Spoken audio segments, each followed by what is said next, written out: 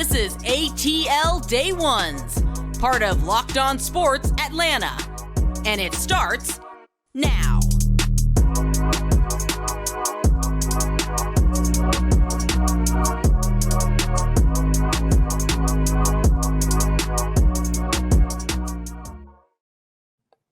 Welcome into ATL Day Ones with Jarvis and Tenitra. We just want to say thank you for making ATL Day Ones your first listener today. And remember, we're free and available wherever you download your podcast. And wherever you download your podcast, make sure that you leave us a 5-star review. We really appreciate that in advance because we know you're going to do it because you don't want to hide greatness. We don't hide greatness on this show.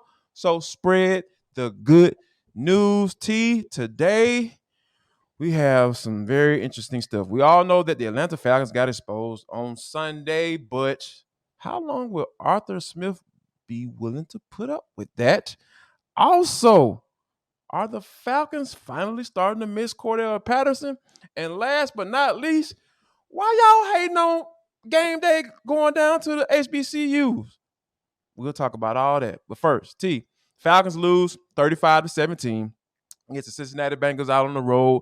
And when, I don't know about you, but when I was sitting there watching this game and I saw that pass to Tyler Boyd by Joe Burrow, I was just like, yep. And right before that, AJ Terrell went down. I was just like, yeah, it's going to be a long day today. Yes. And we kind of walked in already knowing no Casey Hayward, no D Alford. So you're like, okay, we're kind of on the struggle bus. But then, like you said, when AJ Terrell goes down, and then it just became like this trickle-down effect of Mike Ford and Jalen Hawkins. And it's like, my God, the one area that we agreed on, at least in the beginning of the season, because thankfully we've started to give kudos to other units within the defense, right? But to start the season, we all thought the secondary was the strongest unit. And to see them decimated, it's like, my God, because really and truly, I was thinking to myself, thankfully, one of the things that we did see was pressure, right? And not just pressure in terms of QB hits or hurries, but we actually got sacks yesterday. So you would hope that the pressure would at least alleviate the pressure coming from up front would at least alleviate the pressure, different kind of pressure on the secondary. But my God, there was one example, Jarvis, just want to give real quick, because I know we're going to deep dive into it as well, but literally, Joe Burrow gets sacked by Lorenzo Carter, and you're thinking, all right, that probably staves off this particular drive, right? Want to know what Joe Burrow did? Got right up off the turf and proceeded to march his team down the football field the way he did all afternoon long. So it was really one of those head scratchers like, man, yes, they held him to 7 points in the second half, but that was probably more Bengals taking their foot off the gas than maybe what the Falcons did. But yeah, like you said, Jarvis, from the opening drive, you just felt like it was going to be a long day for the Falcons. No doubt about it. And the Falcons weren't willing to get up off the ground and make that necessary adjustment and try to get back into this game. They tried to stick with their game plan. And that's kind of the thing I wanted to kind of touch on a little bit because we all know what the identity of this team is, right? That Arthur Smith wants to run the football and he wants to be consistent doing that. And he wants to go off that consistency in the run game, do the play action and take shots downfield when they see fit.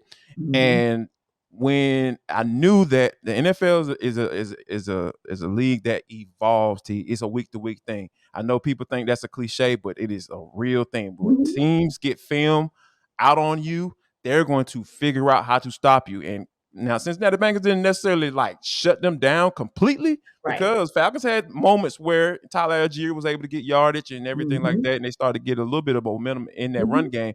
But overall, Cincinnati Bengals were well prepared for it, and I think that this is something we're going to have to figure out whether or not Arthur Smith is willing to put up with, because once you get exposed, we know the book is out. Teams are copycat. They're going to look at the film like, okay, how did they do it? This is how we're going to approach these teams. And I think that Arthur Smith is going to have to figure out whether or not he's willing to continue, whether or not he's going to be willing to get exposed like this in this manner, because we know all the games has been close. Yes, this is the first time they've got their butts kicked, and they got their buskets because teams figured out what they got going on in the run game, and obviously Arthur Smith wasn't willing to throw the football more. Yeah, and you have to think that's for a reason that we know is obvious. He's pointed out And on the show several right, times. here's the thing. Right.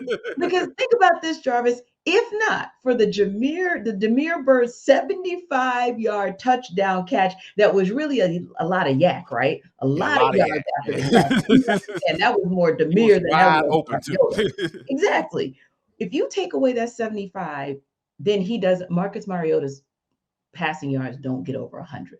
Right. That cannot happen in this league. I don't care how strong your run game is, because what it'll do, Jarvis, is it'll kind of make it a balance of like 2/3 of you have the same number of possessions, right? You got Right. 9, they got 9. The difference is the Bengals had a mixture, just enough run game to keep them honest, just enough run game to Like keep the literally Falcons just defense, enough. just enough to keep the Falcons defense on the field and maybe move the chains like second down. And A that's it. quarterback sneak here and there. Yeah, Right. like Yep. That's all they were trying to do, is just keep you honest and maybe keep you on the field a little bit longer, Falcons defense. But when you're talking about 66 plays in the 9 possessions for the Bengals, but about 42 plays in the same 9 possessions for the Falcons, Jarvis, that lends itself to just what you said, which is you're going to run it and the other teams have figured it out. And unfortunately, you don't have 2 things. Number one, you don't really have a counter to it. And I want to just say one thing in that regard.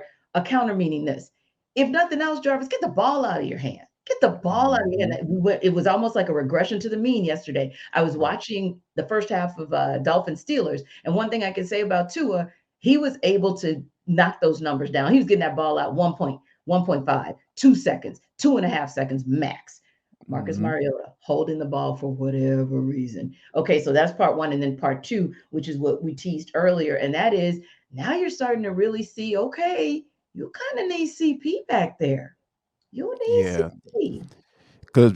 Because he brings a different element. That's that Kyle Pitts element that we talked about that they haven't been able to take advantage of for some reason. But we'll talk about all of that in our deep dive. But we gotta talk the Hawks. We gotta talk about the Atlanta Hawks. They started off 2-0 and then went into the game against the Charlotte Hornets. No LaMelo Ball. So like, all right, the Hawks got this bad boy. Yeah, we're thinking like that.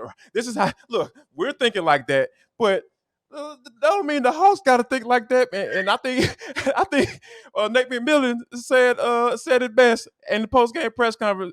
We ain't play no blanking defense. How about that? And I was when I heard Nick go off like that, I was like, "Yep, that's pretty much it right there." Story end of story. And the end, like period. He put a period on it right there, because Yes. literally, for me, it was like, oh God, no, it's eerily looking like last season. Don't do that. Don't start that same thing different day with us. Okay.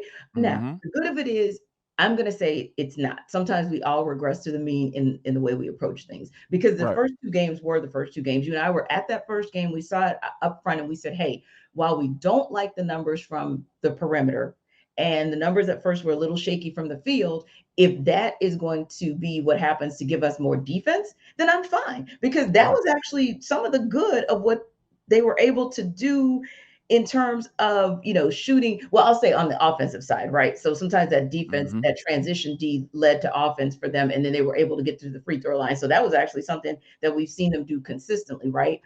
But if you're out rebounding or at least staying in par with those 2 teams the first couple of nights, right? Then I at least need to see you do that in game number 3. You shouldn't be out rebounded 52-45, especially on the defensive end. And then on the offensive end, obviously, yes, you didn't play defense, but you also kept the ball. It was a little bit too much hero ball, because you were up there with like 28, 29, 30 assists. And now just 23 may not seem like a big deal, but it does point to the fact that they weren't playing team ball last night. No doubt about it. And when you have guys like Nick Richards going for 20 and 11 against you, like it was just like easy for him. I was just like, man, why is this dude out here balling like this? Is this something I'm missing? And I went and checked. I had to go check up on the brother and see what's going on. There was a second round pick. Yes. I was like, come on now, this should not be happening. This guy should not be going off like this, because guess what? People seeing that game, they're like, oh, the Hornets might have got somebody. They may have found somebody. No, No, they the didn't. Hawks weren't putting in no deck on effort by boxing out and doing what they're supposed to do. And Yeah. offensively, all right, DeAndre Hunter, John Collins, hello. Yeah. Are y'all there? Anybody there? And I think that Trae got him. I think the thing about Trae Young, he kind of got into like, oh, I got time to play hero ball. Yes. Going to it like it was last year. No, you don't have to do that. You Yeah. have sets that you're supposed to run. Yes. Nate McMillan talked about that as well. Like you have a set plays that you can run to get you guys back into a rhythm and not have to play that hero ball because those days are over with. You have plenty of help.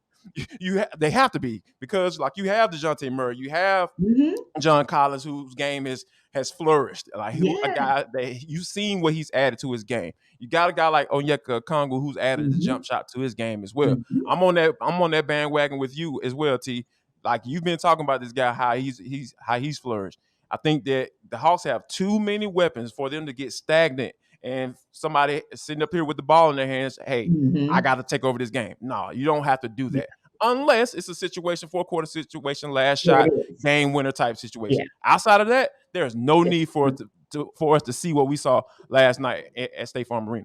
Yeah, because that third quarter was a perfect example of that. You whittled the lead down to 4 at halftime, and all of us are thinking, well, it was 4 in the game Friday night. They were down 4 at halftime against the Magic, so we should be good. And then you come back in that third quarter, and Trae Young, great, thanks. You go on a 9-0 run. This is awesome, except you didn't get enough players involved in that 9-0 run because then the Hornets come right back and they go on a run, and then there's nobody there to kind of pick up the offensive pieces, right? To at least offset what the Hornets were able to do on their end of the court. So yeah, again, Jarvis and I know ATL Day One understands it is a small sample size, but we do get slightly triggered when we see what we saw last week. But here's going to be the test, Jarvis. Wednesday, they start their 5-game road trip at their nemesis, the thorn in their side from last season that confused the world. No, that sounds weird, but it's true. This is true. She's speaking facts. We shall see what this looks like on the other side of the first game of that road trip. No doubt about it. If you want to see what it looks like on betonline.net to try to figure out how to win some money, that's where you should go because it is the fastest and easiest way to check in all of your betting needs. Find all your favorite sports and events at the #1 online source for odds, lines, and games. T, when you talk about the Falcons going against against the Carolina Panthers on Sunday, they were undefeated, but they are no longer undefeated when it comes to the spread. They did not cover last week, just in case you didn't notice. We talked about it early on. We're going to get into it a little bit more here and coming up in our deep dive. But if you're trying to figure out, because BetOnline is the online source for all your sports wagering information, live in-game betting, scores, and podcasts. You listen to us as a podcast to get all your information about Atlanta sports and seeing what's going on. Why don't you go to betonline.net to get all your wagering information because that is the place to be. Georgia's coming back this week. They have a big game against Florida. What's the spread? What are you trying to figure out? Who's going to be who's the favorite? Get all that information at betonline.net because guess what, guys? You can check it out on your mobile device as well. It's attached at the hip. It's attached to your hand. You're always looking at it. So get some information that's going to help you win some money because BetOnline is where the game starts. Yes. Now, unfortunately, the game ended yesterday in about the first, maybe early second quarter for the Falcons. First 5 minutes of the quarter. Yes, of course. I am being very, very liberal. Yes, you are. Yeah, that game truly, truly ended before it ever started. But Jarvis, to be fair, that 35-17 did have a slight asterisk for the Falcons in that you literally saw the injury bug, and you and I haven't covered this team, especially the last several years. It is just decimated. It always comes in bunches. Comes in bunches. Indeed. And no different here. So you're looking at Jamar Chase, right? And the conversation we had Friday was, wow, this is going to be like Jamar Chase, AJ Terrell kind of part deux. Right. And we didn't really get that because poor AJ Terrell went down so soon that Cornell Armstrong, who was just called up from the practice squad, had to guard this dude who had ended up with 133 yards receiving, something crazy. So, that whole part was like, dang, I just feel sorry for the homie. But anyway, it is what it is. You got thrown into the fire and that's what it was. But Now that we know what we know that AJ Terrell could be down for a minute. We know that we're looking at some shakiness with Mike Ford, Jalen Hawkins, still D Alford or whomever. Now you're looking at a situation where maybe not against the Panthers, let's keep it real, but maybe against some other teams, explosive plays might actually continue to be an issue. So if that's the case, Jarvis, I was just thinking about this like, is this one of those situations where you have to then look and say, okay, fine, if you're going to have explosive plays and that's what's going to get you your points, when the ball comes back to us, meaning the Falcons, what is it that we can do to counter that? Because you're not necessarily getting it going in time of possession. So how do we get back in the game with time of possession, particularly with that poor showing of the ground game, if we continue to have Cordero Patterson not playing in this offense? I think one of the things that, it's kind of two parts. So I'll go Hmm. from start on the defensive side. When you think about those explosive plays that were given up.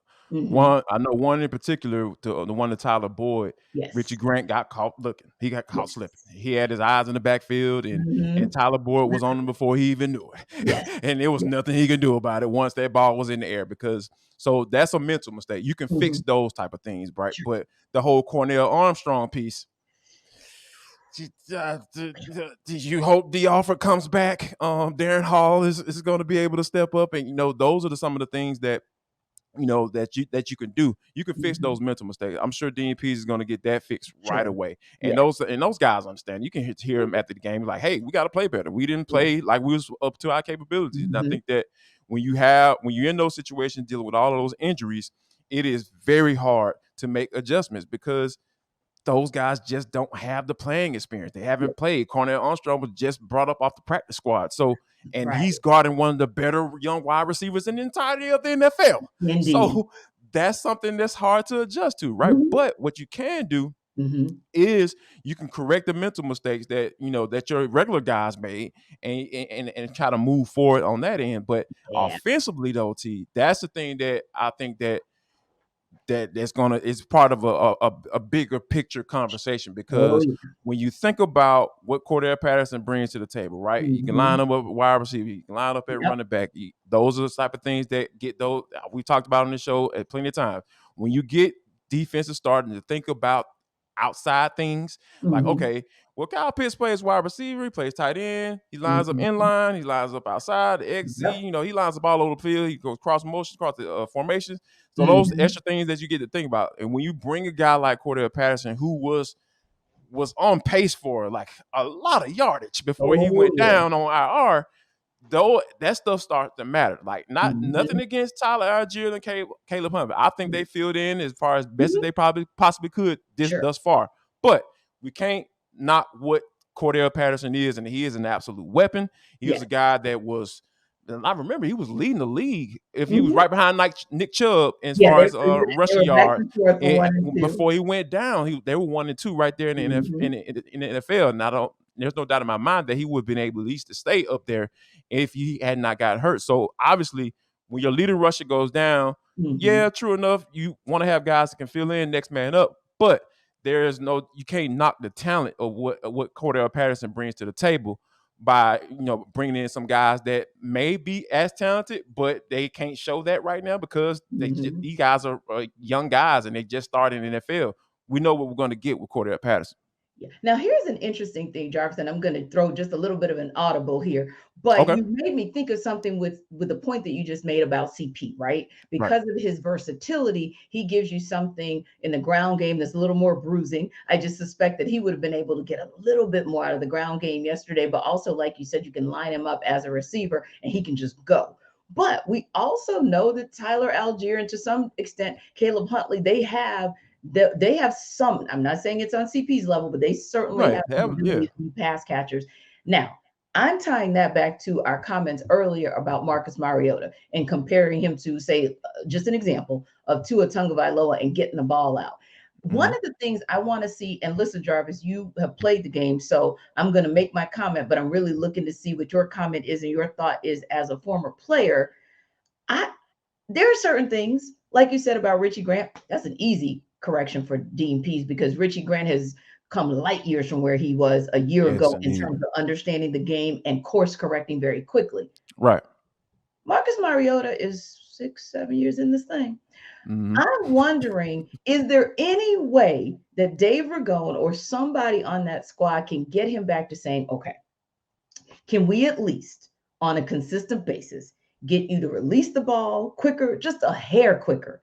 Get to your check down person. He did that last week. That's why he got offensive player of the week. And I do understand that was a different defense, but was it not still the 49ers? I mean, it's It's still a decent. probably a better defense. That's what I'm saying. So I'm like, Yeah. you did it last week. Like Give or you take a few injuries, but it's still, Yeah, yeah, but the it was base of that still defense, there you yeah, go. they You're still still, yeah, facing a vaunted defense for all intents and purposes. So my yes. thing is you figured out a way to get the ball out of your hand quicker. You figured out a way how to see your check down man and get through your progressions and your reads much faster. I just feel like that's something that they need to keep drilling because if you're not going to go to the other guy, which obviously not because he must not be ready, then you got to find a way to tweak some of these things and utilize. Forget Kyle Pitts. We're not having that conversation today. Forget Yeah. even the Drake London with the one catch. We're not going to have that conversation. Let's talk about utilizing them and maybe getting your short passing game going and starting to do a little bit more in that space of play action. I just felt like maybe that was one area where we could have seen a little bit more to maybe get the quote unquote short passing game going and maybe get something started with Mariota and his limited skill set. Yeah, something has to be done.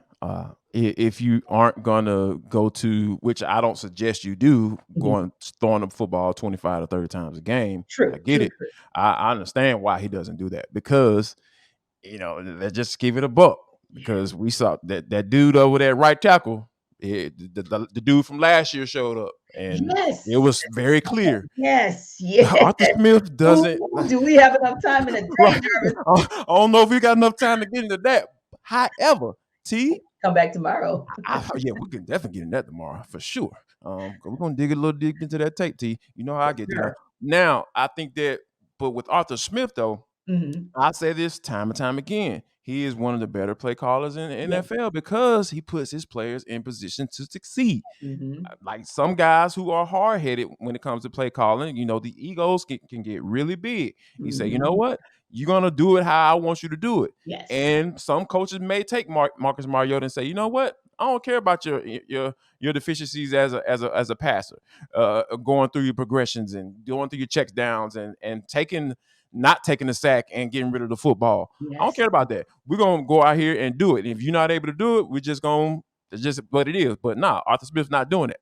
He's sticking within what the man can do, Mhm. and they ran into absolute buzzsaw. This was the worst case scenario because guess what, y'all, Mhm.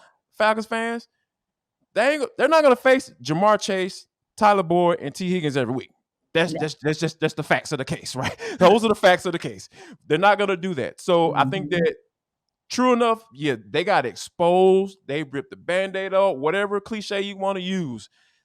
The Falcons got their butts handed to them, and it was at the worst possible time because, like I said, they were dealing with all these injuries in the secondary. And I think that those are some of the things you have to kind of keep in mind as you go through the season because true enough, Arthur Smith has to do something. Yeah. Dave Ragone has to do something. They have to put some stuff in there that's going to be easy for him to make those Mhm. reads and not necessarily one and go. Or if it's not there, take off a run. Or you got to set up some check downs for him. Yes. Some Yes. that that he can go to once if you get the right necessary look or the right coverage that you want, that the Mhm. defense is going to give you. So all of those things kind of come into play when it comes to game planning.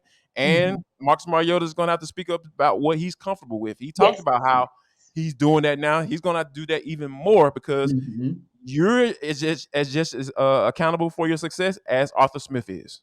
Indeed. And amazingly, Jarvis, somehow, some way, the Falcons still sit atop the NFC South. And why do I make mention of that? Because that is the league that we are working with this particular season. I mean, you have like 2 and 3-way races in each and every division, and the NFC South is no different. So if you want to listen, obviously you're going to listen to us for predictions, right? Of On the course. upcoming game against the Panthers. But if you want to hear about predictions on some of the key matchups that are key for this upcoming week 8, go no further than Locked On Sports specifically the NFL key predictions on Locked On NFL. Now, of course, we always appreciate you making Locked On Sports Atlanta your first listen each and every day, but Right. please also check out every Friday Locked On NFL. Local experts will give you the inside scoop on the 5 biggest games of the NFL weekend, including Sunday and Monday night. And I actually looked at the schedule for next week, and there's some good ones, guys, for week 8. Vikings, Cardinals,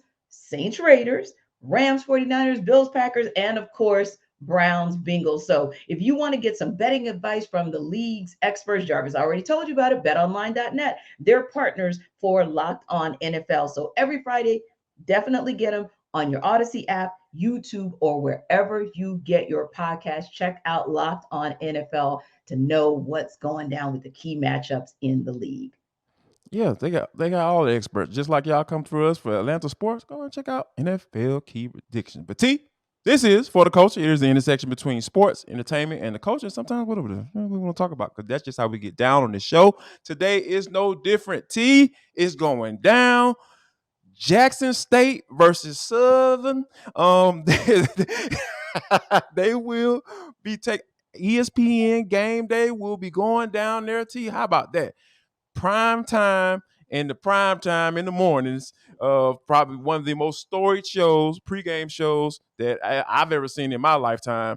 And when you think about ESPN game day, going down there and setting up shop and being down there and being in that atmosphere, I think it's going to be a party. Oh my goodness. Think it's going to be a party. Man, listen. Southernites already travel well. Let's just start right there. Yeah. We know what time it is. Like they are that fan base travels extremely well. And that's not exactly a difficult drive from Baton Rouge to Jackson. So I just know it's going to be so much fun. Exciting to have game day down there for homecoming. They're going to see homecoming hits different at an HBCU. So everybody get ready. Yes, Lord. Yes, it does start on about Wednesday night of one week and ends about Monday morning the next. So everybody should be prepared. But yeah, that's going to be really, really exciting because obviously it's two of the titans, of the swag. No matter what the records look like, doesn't matter. All that matters is that those are two of the titans, and it's going to be interesting. But not everybody is as excited as we are. Word on the street is, Jarvis. I don't understand. Please make it make sense. Yeah, I don't know. I don't get that part of it, right? When you think about, like, because I think it was, I was looking at it, had looked it up real quick. It was I think there had been 3 times before. I know it was a FAMU game back in 05, and then the SWAC MEAC Challenge. They were down there as well. So not many times have they been down there at an HBCU or an HBCU homecoming, that is, which is the perfect time to go down there and kind of get it in. You know what I mean, T. But but for the folks that are not interested in that and aren't favorable to them going down there, turn the channel. Yeah, I mean, it's really simple. All you gotta do is take that remote control, point it at your television, or take that clicker or your or game controller, however you do your streaming, however you get down. You can take that bad boy, hit that doggone S button, or you can hit that channel up button, and you can go on about your business. And you can watch your games, that the place that you begging for them to be, and come down to. You can watch that game and go on about your way and live on your merry life. Because guess what? They're going down there, they're going to be there, and it's going to be a movie. Definitely. And once they go and they figure out what they have been missing all this time, I promise you, they'll probably make at least one more trip every single season, because what that game is going to show is really what college football is all about. Let's be real.